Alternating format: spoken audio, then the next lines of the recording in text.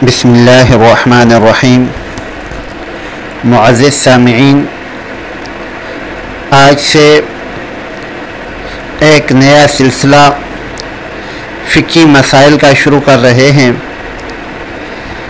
سب سے پہلے اس میں عبادات کا ذکر ہے، اور عبادات میں سب سے پہلے اور سب سے افضل چیز نماز ہے، اور نماز کے لیے انسان کا پاک ہونا یہ ضروری ہے، طہارت ضروری ہے۔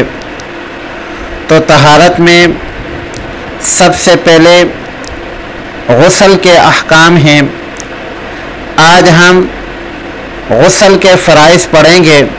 غسل کے فرائض، غسل میں 3 فرض ہیں۔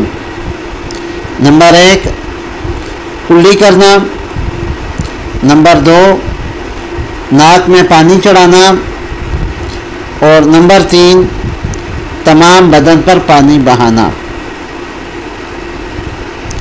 پہلے نمبر پر کلی کرنا،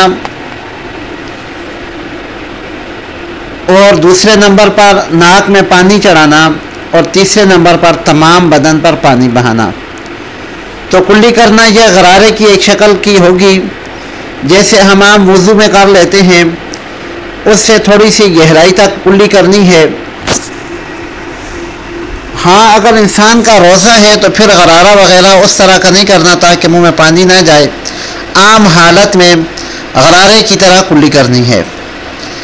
نمبر 2 ہے ناک میں پانی چڑھانا۔ ناک کی جو نرم ہڈی ہے وہاں تک پانی چڑھانا ضروری ہے۔